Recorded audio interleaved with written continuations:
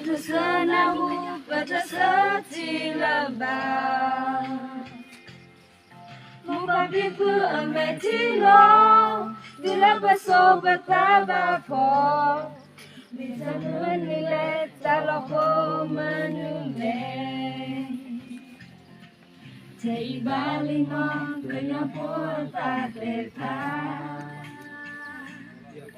Di alo atanya olo ke atas Wabado sami kenyapo Wala taku me padubada Penoko nota siloso petagisa Topolo ke poko Metodi totepo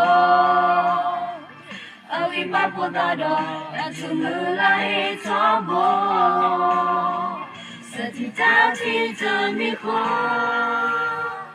Diganya mita kluko Takanya terbloko Mataya terbikolo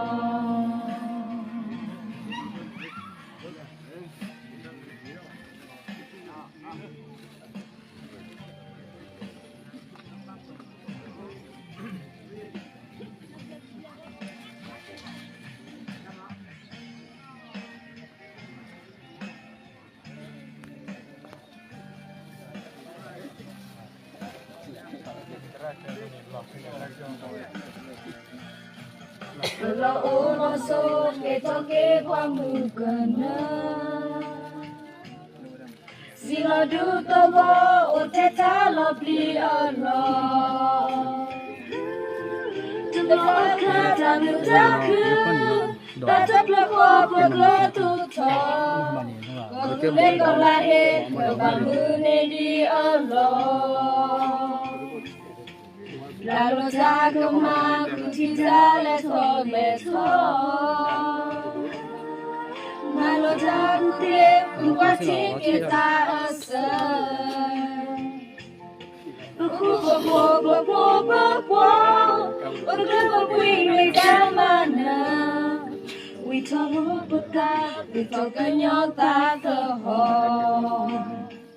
Tupolo ke pako, metodi totepo.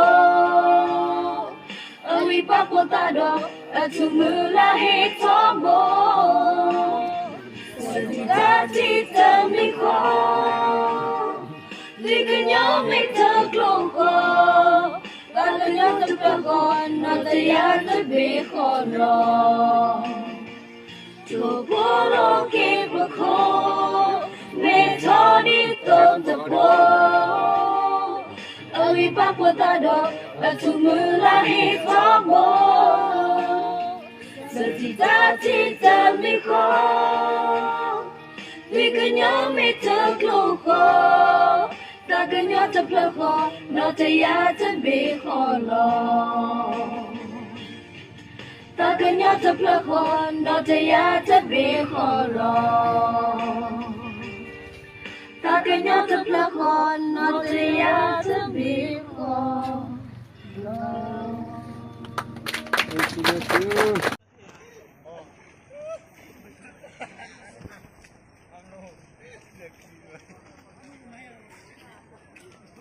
Kuku ama, kuku ama. Oh, Cái chia lên thì ai? Kuku nó về bây giờ.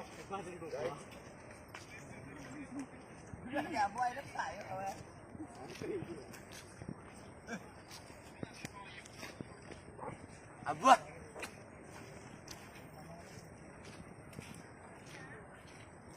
Mama terus nak kerja, kamu yang tiga.